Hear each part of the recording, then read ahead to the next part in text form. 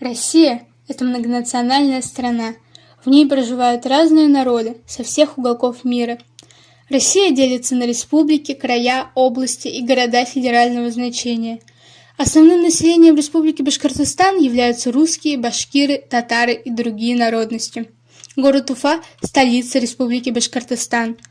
В Демском районе города Уфы есть городская модельная библиотека номер 13. Она объединяет в себе людей с разными национальностями. В библиотеке действуют различные кружки рукоделия, имеются украинский хор, русский и татарский. Подробнее об этом расскажет Назарова Гульшат Фаильевна, заведующая данной библиотеки. Наша библиотека основана в 1949 году. Из книг, которые после войны народ собирал и приносил, и организовал такую народную библиотеку, которая уже потом, соответственно, пришла в состав городских библиотек города Уфы. В нашей библиотеке очень много проходит мероприятий. У нас очень много клубов, кружков работают. Одним из клубов, клуб «Рукодельница», свои занятия проводит раз в неделю в стенах нашей библиотеки. Также есть у нас украинский хор в Деме, украинский хор Джерелла, которые занимаются в нашей библиотеке тоже еженедельно. Плюс еще они проводят мероприятия совместно с нашей библиотекой. Есть у нас общество татарских женщин Сахиб Джамал. У нас также принимают еженедельно и бесплатно юридическую консультацию, проводят юристы. Принимают у нас ежемесячно бесплатно консультации депутата городского совета города Уфы. В нашей библиотеке большой читальный зал, и, соответственно, мы можем себе позволить организовывать художественные выставки. Одна из таких выставок – это выставка картин Гульнариты Камаловой. Гульнарита Камалова – художник-дизайнер. Также она шьет национальные костюмы. Следующая выставка – это выставка картин учащихся школы студии рисования и Елены Любименко. Нашими партнерами еще являются подростковый клуб «Данка», который приносит и организовывает выставку картин на окнах нашей библиотеки. Мы проводим много мероприятий с дошколятами. Это детский садик 75, 115, который близлежащий к библиотеке. Проводим мероприятия со школьниками школы номер 102, и 132, и 113. Последние годы национальный вопрос всегда остро стоит, и последние годы мы очень много работаем с нашим обществом татарских женщин Сахиб Джамал в Демском отделении, они называются Асыл-Яр. Они занимаются в разных направлениях: и рукоделие, и мероприятия, и литературные гостиные. Это общество пропагандирует национальную культуру татар. Изучают национальные костюмы, шьют национальные костюмы, национальную атрибутику. Руководителем кружка рукоделия «Асыл-Яр» является Аминева Рима Набиевна. Она объединила вокруг себя людей с общими интересами. В кружке занимаются возрождением ремесла татарского народа. Покажет и подробнее расскажет о своем творчестве сама Рима Набиевна. Это мой этноуголок, я им очень дорожу. Здесь работы моей тетушки, бабушки. Я сама тут кое-что сделала, вышиваю, гладью, вяжу, шью. Мне досталось вот это от моих предков, от моих родственников. Они всю эту работу делали вручную тоже. Также вышивали фартуки, скатерти, салфеточки. Все это они делали. Иногда собирались даже, как аулакир называлось раньше, собирались соседушки, подружки. И вот этими делами они занимались в свободное от работы время. Я руководитель кружка рукоделия в 13-й модельной библиотеке. Веду кружок уже в течение 5 лет. Приходят люди с разными интересами. Кто-то хочет научиться шить, кто-то вязать, кто-то тамбурной вышивкой хочет заниматься. Вышиваем гладью, тамбурной тоже. Обучаем тех людей, кто не знает вот этого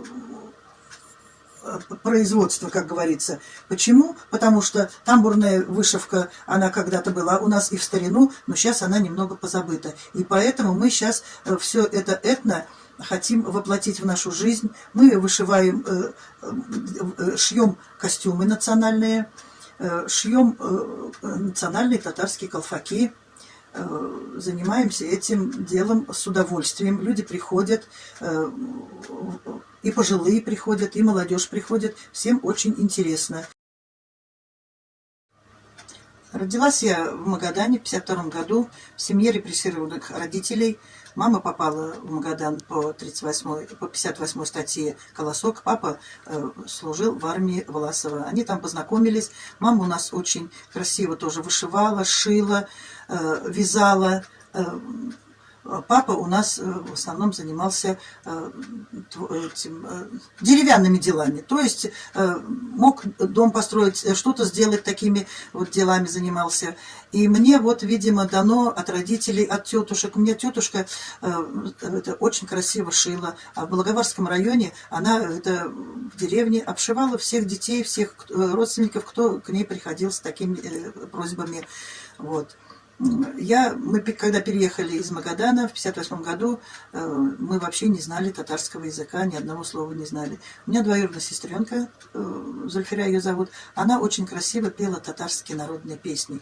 И я, видимо, от нее научилась петь эти песни и научилась разговаривать, освоила татарский язык.